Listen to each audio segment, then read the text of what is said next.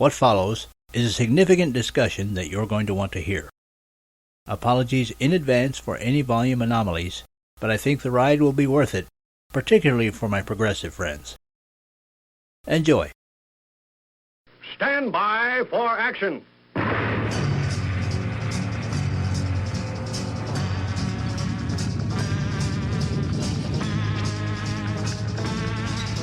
Thanks for joining me. My name's Dave Miller. I am the Unpleasant Blind Guy. The whinorama goes on from the progressive left regarding the 2016 election of Donald J. Trump as the presumptive President-elect of the United States.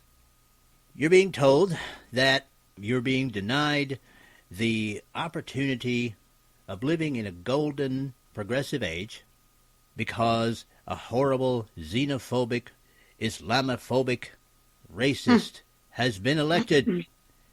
It's a horror, because if you only could have had Hillary Clinton elected, you would have had the great wonderfulness that is the legend of Scandinavia in general, and Denmark in particular, as Bernie Sanders had pointed out to you. Well, you know what, guys? I have someone here with me right now that's from Denmark. And, folks, truth is not always pleasant. So I'm going to go over some things that you've been told with someone who actually lives in Denmark and who has a perspective on this. I want to introduce to you Tania Groth. Tania, first of all, would you like to tell the people a little bit about yourself, who you are, more or less where you live in Denmark, and you have representation of an organization there too, do you not? Yes, I do. I'm the spokesperson or leader of a group called For Freedom, but essentially it is Pegida, Denmark, and we've been hitting the streets for going demos for about 2 years now, almost. Yeah, close to. In January we'll be have been on the street for 2 years demonstrating against Islamization of Europe and Denmark. All right, and I will want to get into that with you a little bit later on, because I think it's important, because so many progressives over here, I don't believe that progressives are stupid. I believe that they believe what they've been told. And what they've been told is basically what I just... makes them kind of stupid, doesn't it? well, I think... just blindly go along. I think good, sincere people sometimes trust, maybe when they shouldn't, but it always helps to dispel some misconceptions. Now, one of the misconceptions that a lot of progressives over here have is that Scandinavia in general and Denmark in particular are golden lands where everything is free, no one has to work, and somehow there's a never-ending supply of money for everyone to live in the lap of luxury. So let me ask you, Tania, first of all, is everything free in Denmark? Oh God, no. What do you mean by everything? We do have free health care and education to a degree. So no, not everything is free, but yes, it's heavily subsidized by the government. Actually, by the very few working people, I would say in Denmark. You consider, what is it about? I'm thinking about a quarter of the population is actually carrying the rest, and of course, it's getting worse and worse. Okay, so people in Denmark do actually have to work. Well, of course. I mean, I go to work every day. When it's not the land of milk and honey in that sense. For some people, it is the land of milk and honey because, for example, migrants, they come here and they get a very generous allowance, sometimes more than even a Danish citizen. And they basically, many of them sit around and loaf around for years. While for example, my taxes go up and my retirement age is going up. So it's not the land of milk and honey. It was maybe at one point, but it is really taking a steep downward turn. Right, and that is something that I also wanted to hit here. Because when people reasonably ask of those that have been told this, who pays for all of this? They say, well, only the evil rich pay for it. Those jerks that have mansions and yachts and private planes and hot and cold running prostitutes, they pay for it. The people don't. So, Tania, do you have a private plane? Oh, God, no. No. Hell, I wish I'd had an elevator just up to my apartment.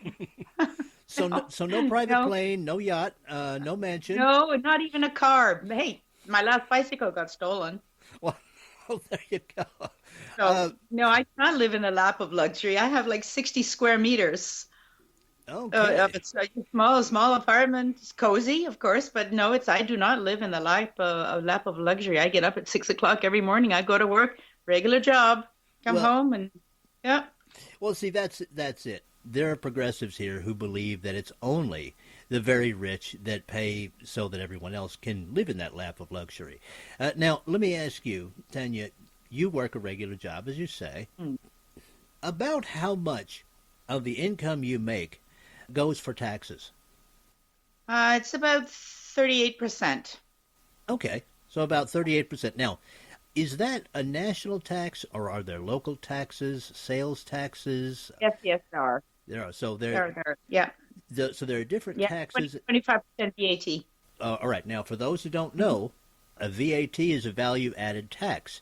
That's a tax on what you buy.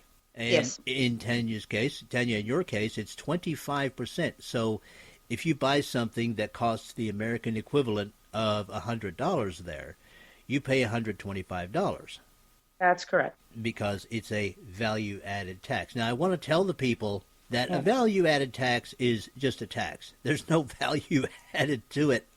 It's No, just no, no. No, it's just a tax. it's just another a tax. So Yeah. on top of your 38% federal tax that you pay a value-added tax of 25% on everything that you buy. And I'm assuming that there are other government fees and everything. Let me ask you for a ballpark figure, Tanya. With the value-added taxes and everything of that nature, of a percentage, how much expendable cash do you get? This disposable income. Correct. Let me see. When all is said and done, Mhm. I guess in Canadian dollars, are you thinking, or percentage wise? Well, let's just go for a percentage. Yeah, percentage. Gee, I don't think I dared look at that. It just pissed me off too much. Well, listen, I know it would be a great sacrifice if you could give me just a basic estimate, because I really. Half? Okay, half. Uh-huh. Okay. Ballpark. Okay, so basically half of your income goes for taxes and fees and things of that nature, as an Yes. estimate. So, Yeah, for sure. At least. Yeah. so for my progressive friends listening, for the people who go out and work a job, and we're not talking about Richie Rich or Donald Trump's equivalent. We're talking about someone who goes out and works a regular job, let's say a truck driver or someone who works in an office or something like that. More or less half of their income goes to pay for the supposed free stuff. Yeah. It's free stuff. Now, over here in the States, Tanya, you know that we've had really about 28 years of increasingly progressive presidential administrations, starting with the first President Bush and continuing on to our current president, President Obama. And for 2016, the cost of living allowance for retirees was not given. And the one for 2017 is going to be extremely small, something under 1%. And there are those who say that this has much to do with the uncontrolled immigration of Mexicans and people from Central and South America, China, and other places from our southern borders, and from the large influx of Muslims from the Middle East that has been brought in increasing numbers by the Obama administration. Now, when we point this out over here, when conservatives point this out, we're told that we're racist and xenophobic and Islamophobic and all of this, and that we can't blame these poor people because there is less public largesse to go around because it's being given to them. Could you give a little bit more of a thumbnail of what the migrants, we might as well call them that, who They're illegal. They're illegal. They're illegal migrants. Really. Right. Can you give us just a bit more of a thumbnail of what they receive as soon as they, well, not as soon as they come into the country, but basically what they're allowed? Well, they get their guaranteed housing. As for money, I'm not sure. We've just had the government just cut down on the fees, and I'm not sure how much they're getting now. I don't actually Again, this is one of those things I'd rather not look at because it makes my blood boil because they do get sometimes more than people get on unemployment. Mm-hmm. Mm-hmm. Yeah, Okay. because these poor people, they've traveled all this way and it's so hard for them and they need to establish themselves and yada, yada, yada. So, yeah, they do. Once in a while, we'll see something in the newspaper of they basically driving around in nice cars and just having arrived from Somalia. And that, of course, really, really infuriates people, especially the working people. But then again, here, yes, we complain about this, and we also get called names, xenophobic, racist, Islamophobic, and so on and so forth. But you know what? I do believe that the most of the people that are actually saying that, they're always from the left. They're always from the left, really. And I would bet you that if we looked at it, that most of the working people, working population, they're actually from the right. Well, They're actually the hardworking people. let me So it's ask you. easy enough to sit enough and slander other people and throw cow dung when you're not working. Well, let me Yeah. ask you about that. And this is important. Years ago, when I was in school, I saw a film from Australia, and they were talking about immigration there. And they said that when people immigrate to Australia, we ask one question: what can you do? This Yeah. brings to mind, that stayed with me because we're talking about skilled labor Hmm. versus unskilled labor. Now, we're getting a lot in the United States of unskilled labor. There are people who are willing to work, but they have no skills. And I'm wondering if you're getting the same thing in Denmark. And if you are, do you have any notion of how many of these migrants actually do wind up getting substantive jobs and paying taxes into the system? Very, very, very, very few. And we're talking about a very small, small, small percentage. And again, we get them from Middle East and Africa, many from Africa, and basically illiterates. Hmm. And Denmark is a very modern, progressive country, and we everything functions where it used to in any case. But they will never. I mean, statistics have been made over this that there are people who have been not working as Somalis and not working for 20, 30 years. We've had this problem. Now it's of course escalating, but they barely speak Danish. Frankly, if they in school, they're doing extremely poor, even the kids. So let me ask you about the adults. All right. Hmm. Um, One would assume, or at least one would hope, that they're trying to. Well, let me ask this question: are they even trying to teach the children Danish? Let's start there. Oh yeah, yeah. Okay, It's they're mandatory when you go to school. good. Okay, so they're Yeah, trying to do that. but not with great success. But because they're not, their parents don't want them playing with Danish kids. They don't read. The parents don't want them to integrate. The parents don't want to assimilate into our society, and they don't want their children to either. And so Okay. the kids don't get to play with the kufars, with the Danish native children. And so it's very, very difficult to learn Danish. And when they go home and they watch Al Jazeera and whatever it is they watch, so of course it's they're going to suffer from it. Now the Mhm. adults. Do these people even bother to try and learn Danish, or do they demand to have translators and that government documents be in their own languages and things of that nature? I'm not sure of that. I think our government is a bit stringent on that. They have to learn Danish. I don't think it's quite as crazy it is as I've heard in the U.S. But yeah. But I'm not sure how it is if they go to a lawyer, if they go to a doctor, if they get paid for translators.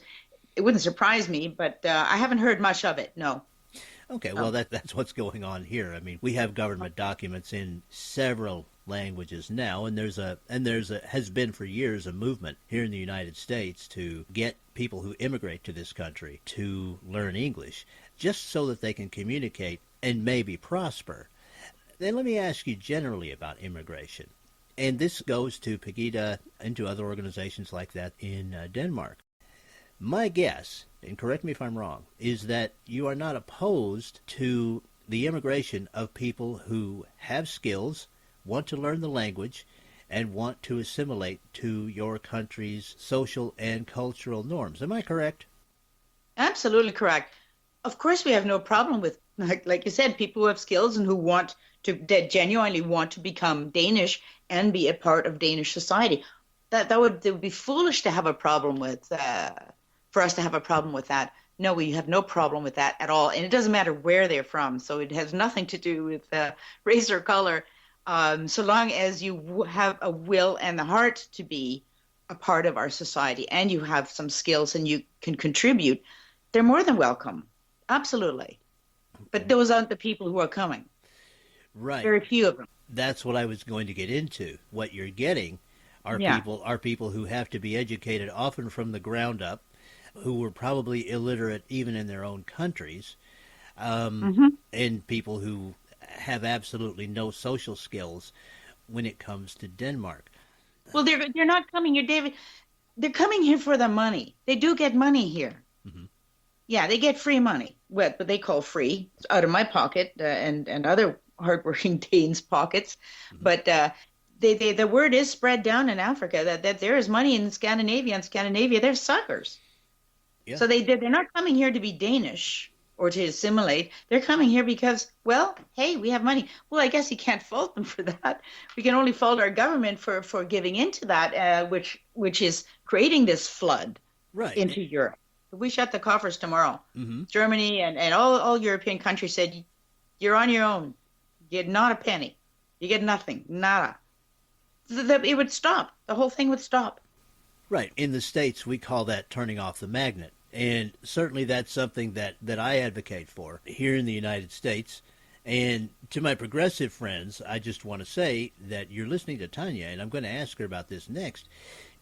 More welfare for these immigrants, these illegal, unskilled immigrants, means less welfare for you and for those people in the United States who need it.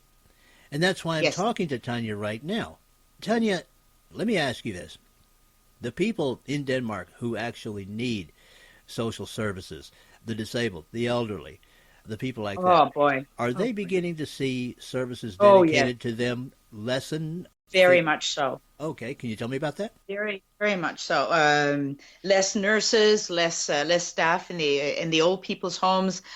Frequently, I read articles in the newspaper. They even post pictures of some of the food that they serve the elderly, and it is just appalling. It's horrifying. It's shocking, and the way we treat our elderly now is I have no words for it really.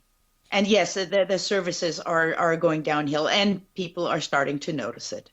So, because of the influx of the migrants, there is actually less money. Yeah, the resources flow over to the newcomers. Okay.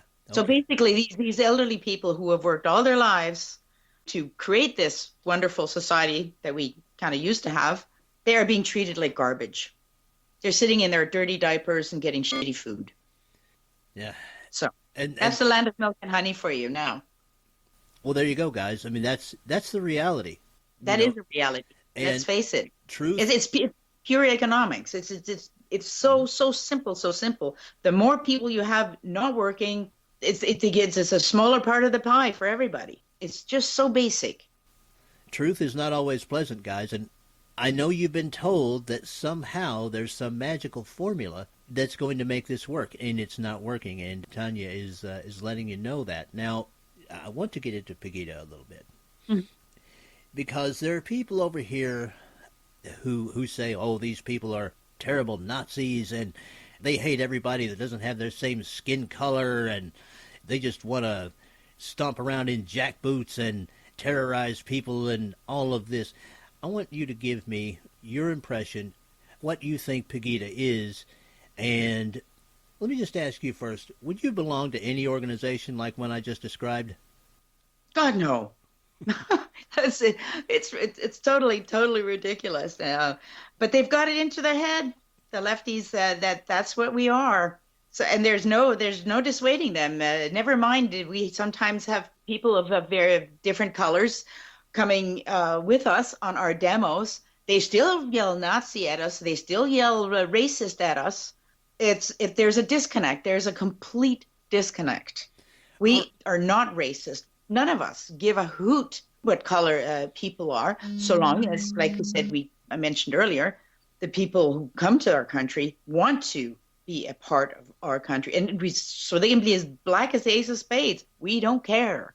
Okay, well then, tell me and the listeners. I have a little bit of knowledge of Pegida, but tell the listeners, because I'm aiming this program at progressives in the United States. Tell them what Pegida is, what it's about, and the kind of people that are in Pegida, if you would. Absolutely, completely normal people. You don't see there's no skinheads. We have young people. We have old people. We have our oldest member she's 90. An older lady in a fur coat. She comes along, and she was in the resistance in the Second World War. Oh, wow. She knows. Well, she knows when she can recognize an enemy when she sees one, and she sees an enemy in particular Islam. And we are absolutely against Islam. We're an Islam critical group, and we try to protect also the values that we have in our country that's taken us many hundreds of years to develop. Women's rights, for example. With the influx of Islam, we see more rapes, we see more violence. Women are afraid to go out at night. They only go out in groups, and it's becoming unsafe place to be. So we are fighting against that. We want to keep our society whole and wholesome. Sure. And safe for everybody, like it used to be at one point. But it is every single day, Dave, every single day. Read in the newspaper. The migrants done this. They're throwing bricks off bridges onto cars, burning cars, robbing people, beating them up. It is really, it's quite astonishing how bad it's gotten in just the last 10 years.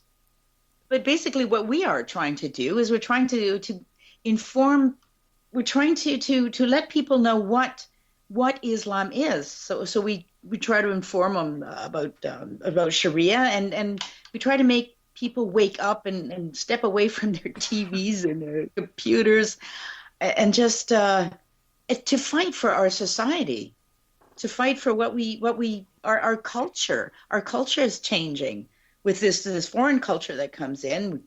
Halal is being forced on us, halal meats. You don't have to put any stickers on, so you never know. So basically you're paying to these Islamic organizations, to some imam saying prayers over your meat. The Muslim women are demanding separate swimming. Yeah, no men in the swimming, and they want to swim with their burqas and bikinis on. And the Danes saying, "Oh, okay, we want to be so tall, we want to be tolerant, we want to be all inclusive," but it just doesn't stop. There's one demand after another. In daycares, they don't serve pork. Pork is a big part of a Danish diet, but not any longer in the public institutions. You don't want to offend the Muslims, and that is just a slippery slope. So what you're saying is that what Pegida is against is what I call the Islamization of Denmark, or Pegida is, of course, a larger organization. Yes, and we're not just against something. We're also for our culture, and we're for freedom of speech. That's a big one. We are for freedom of speech because that is under pressure as well. Well, you know what, Tania? I personally call this the new civil rights movement. Because as I see it, whether it's over here in the States or in Germany or Denmark or the UK or wherever it is, when a vast majority of Muslims come to these countries, they don't care about the civil rights of the people that are there. They don't care about the civil laws of the people that are there. They don't care about the rights of women. They don't care about the rights of the disabled. They don't even care about the protection of animals. No. And this is why progressives, there are organizations like Pegida, and there are organizations like the English Defense League. This is why there are organizations of this kind, not because we want to hate but No, because no, no. we want to make Protect. sure, yes, we want to We want protect. to protect. We want to protect the rights of women. And believe it or Hmm. not, guys, we want to protect your rights too, because you have the right to speak and assemble and do the things that you want to do as long as no one else gets hurt. But in a Muslim culture, you do not have those rights. Go back and listen to some of my previous shows. I've discussed slavery, female genital mutilation, forced marriage, things of that nature. This is what Islamic culture brings along with it. Now, I'm going to ask you this one, Tania. What do you say to the progressives who give you the standard, well, it's not every Muslim argument? When I say it's not every Muslim, there are cultural Muslims that appear to be assimilating, and there are indeed some that have assimilated.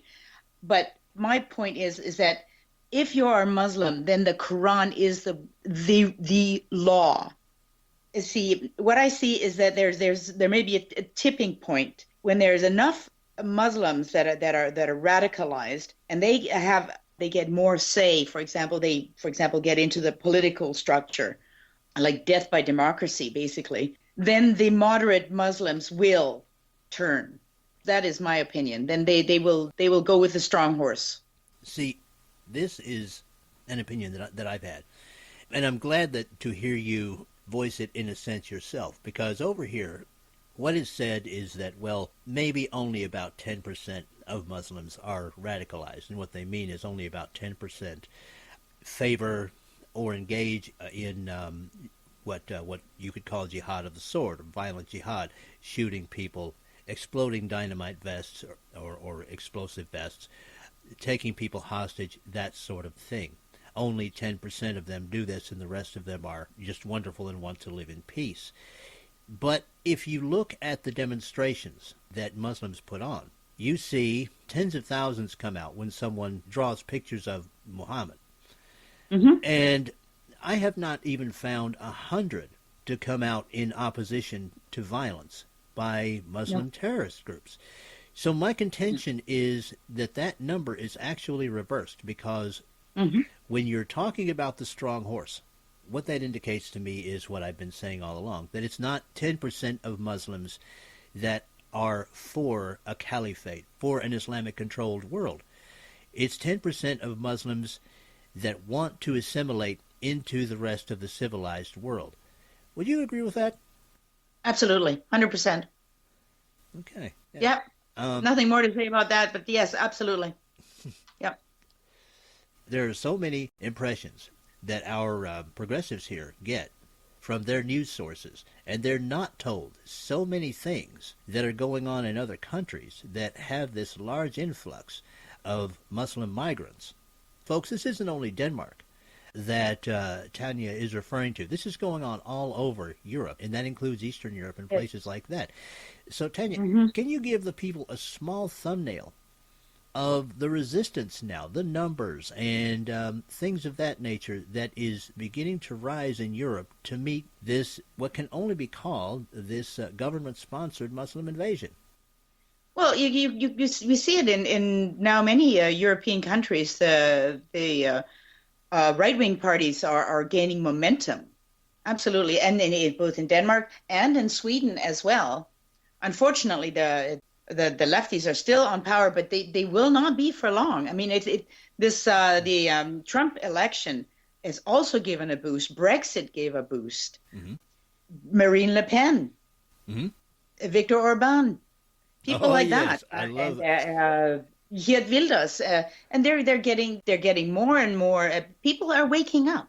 People are waking up. So I can't give you any numbers as such, but Right. there are movements. We have several movements in smaller movements also in Denmark, self-defense movements, or we're looking at neighborhood watch groups, and that's happening throughout Europe. I guess the danger there is that the very, very far right, the real Nazis, gain too much momentum. That would be bad.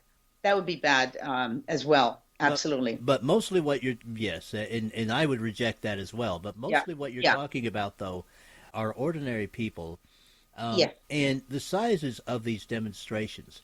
Now, this is something you guys in the States need to understand. The size of the demonstrations, there are people marching in their thousands in Europe. Tanya, would you agree with that? That's correct. Although in Denmark things haven't gone that as they're not bad enough that it forces people out of their easy chairs. Mm-hmm. In Germany, though, I've been in Dresden. I gave speeches there three times in Dresden, and there are thousands of people, thousands and thousands, ordinary people. We're talking ordinary, completely ordinary people from young to old. I haven't seen a single skinhead to any of these Pegida demonstrations in Dresden, for example. Mm-hmm. And I've been to a demonstration in Sweden as well. Completely ordinary people. The people who walked with us, also completely ordinary people. Let me ask you, Angela Merkel is actually running for re-election. Do you see Oh, her? God. Do you see her keeping her spot as PM there in Germany? I find that hard to believe. I really would. But people are really waking up, and they're angry at what is happening in their country. I cannot imagine this would happen. Okay, what about the EU? Now, I know that that Mr. Junckers has been making a Yeah. lot of noise. He confronted Mr. Orban and berated him for not taking in more migrants and things of that nature. And you know his stance on behalf of the people of his country. Oh, absolutely, yes. I'm a great fan. So am I. But Yeah. do you see the EU as the problem in this migration crisis? And how long do you see the European Union standing, given their position on allowing this large migration of Muslims into Europe? I personally don't see it standing very long. It is in the process of disintegrating. Mm-hmm. For example, Marine Le Pen, when she gets in, I'm saying when, that would be the end of that. Really? That would be the end of the. Yeah, I'm pretty sure that'll be the end of the EU, and the EU has failed catastrophically. The EU was supposed to. The whole idea with Schengen, for example, was that the outer borders of Europe were protected so that we could feel safe enough to travel around without borders inside Europe. They have done nothing of the sort, nothing at all. Therefore, we're having this huge problem. People are flooding into Europe, no borders. It's a total disaster. It's it's hard to put words on just how remiss they have been in their responsibility. The EU. Well, there's a great dislike of the EU. Well, there you go. I mean, that right there, I want to say to the progressives in the United States, that's what happens when you don't protect your borders. Tanya, the election of Donald Trump in the United States. Now, I know you weren't able to take in the festivities on election night, but what impressions now are you getting from Danes about the election of Donald Trump? Is there hope? Is there despair? What's happening there? There's despair. Oh my God, our mainstream media is just they're turning themselves inside out. How could this happen? Oh, so terrible, and it's going to be so dangerous for us. And they are absolutely they've got the same bug as the American mainstream media, and I find it quite funny. Of course, I hang around people who are Trump fans, basically, but most Danes, I would say, they were amongst those of Europeans who really wanted Hillary to win. Mm-hmm, mm-hmm. So they were quite upset. The days after the election, it was they might as well have been running around in black, all of them.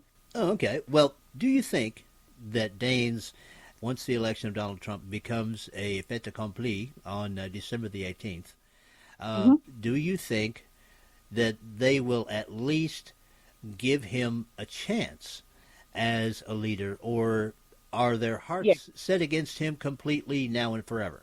No. They will. They'll get used to the thought, and ultimately he will. I am sure that he will do some really, really good things very, very fast, and that will spread, and I'm sure his popularity will rise. And like I tell my progressive liberal friends, that just take it easy, take it easy. Give the guy at least the first 6 months before you pass any judgment. And I am sure that they are going to change their minds, because I do have great confidence in a President Trump. I do. I think he's a great guy, and I think he'll do a really fine job. And Tania, I think that is going to just about do it. I want to thank you for coming on The Unpleasant Blind Guy. I appreciate you very much. I know that it's late where you are, and I really appreciate the time you took. And to my progressive friends, to whom I'm doing this show for, I just want to say, I know you're angry right now because Hillary Clinton did not win, but as I said in my Thanksgiving show, you may want to look around at other news sources. You may want to look at what's going on outside of the United States of America. Mm-hmm. You may want to look at what the conservatives are saying and why they're saying it. It's not about racism. It's not about hate. It's about wanting to protect you and your children and the prosperity of the United States of America and our future, the future for all of us, regardless of skin color. Don't give in to the propaganda that is on so many news channels right now.